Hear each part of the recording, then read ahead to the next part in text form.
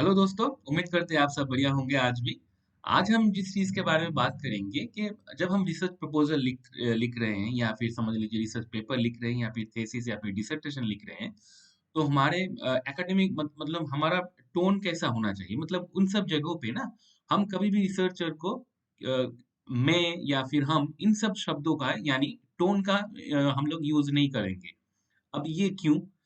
ऐसा समझ लीजिए जब मैं बोल रहा हूँ ना कि मैंने ये शोध किया है, मैंने ये इतनी इन टूलों का यूज़ किया है, तो ये क्या होता है, ये जो टोन है या फिर ये जो थ्रोइंग है ना, ये थोड़ा सब्जेक्टिव हो जाता है। लेकिन रिसर्च तो ऑब्जेक्टिव होता है, तो ऑब्जेक्टिव होने के लिए रिसर्च का प्रोसेस ही पूरा बायसलेस है, बायसनेस नहीं है। और हम में ये कुल मतलब ये सारी जो वर्ड है ये या फिर जो शब्द है, ये क्या कर रहे हैं, ये थोड़ा अपने अंदर सब्जेक्टिवपन ला रही हैं। तो इसीलिए मतलब एकेडमिक रिसर्च राइटिंग एक एकेडमिक राइटिंग एक्टिविटी है। तो इसीलिए क्या किया जाता है ना मतलब ऐसा रिकमेंड किया जाता है या फिर मैं भी करूँगा और आप भी कोशिश कीजिए कि जब भी आप रिसर्च रिलेटेड कोई भी राइटिंग का कोई काम कर रहे हो, तो आप अपना टोन जो है ना, वो ऑब्जेक्टिव रखने की ही कोशिश कीजिए। ठीक है? मतलब मैं इसको छोड़ के आप ऐसे कीजिए कि जब मैं बोल रहा हूँ कि मैं ग्राउंड पे जब गया था, तो उस चीज़ को आप ऐसे बोलिए रिसर्चर जब ग्राउंड पे गए थे या फिर इन्वेस्टिगेटर ने ग्राउंड पे जाके ऑब्ज़र्व किया, तो आपका जो टोन है ना थोड़ा सब्जेक्टिव हो जाता है। तो उस टोन को आप यूज़ कीजिए।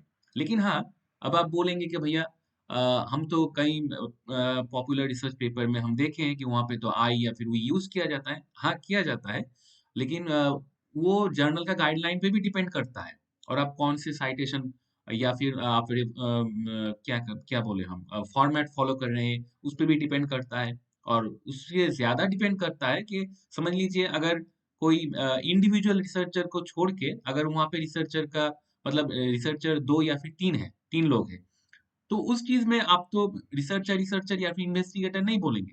तब क्या होगा ना तब तब आप अगर वी का यूज़ करें तो चलेगा। लेकिन वो भी डिपेंड करेगा जर्नल का गाइडलाइन क्या कह रहा है या फिर आप जिस फॉर्मेट को फ़ॉलो कर रहे हैं वो क्या कह रहा है। मतलब आप अगर एपीए फ़ॉलो कर रहे हैं, तो उस चीज़ में वो चीज़ अलग हो जाएगा और अगर आप एमएलए कर रहे हैं, उस चीज़ में वो अलग हो जाएगा। तो ये डिपेंड करता है लेकिन जनरली क्या है एकेडमिक राइटिंग पे ही और मतलब एकेडमिक राइटिंग के नज़रिए से ऑब्जेक्टिव टोन को ही ज़्यादातर एक्सेप्ट किया जाता है और आप भी ये चीज़ कोशिश कीजिए जितना हो सके, ठीक है? Thank you so much. अगर आप चैनल पे नए आए हैं तो सब्सक्राइब कीजिए, लाइक कीजिए और कमेंट कीजिए। अगर आप दूसरे टॉपिक पे भी वीडियो पाना चाहते हैं तो आप कमेंट सेक्शन में भी आप बता सकते हैं। Thank you so much. Take care.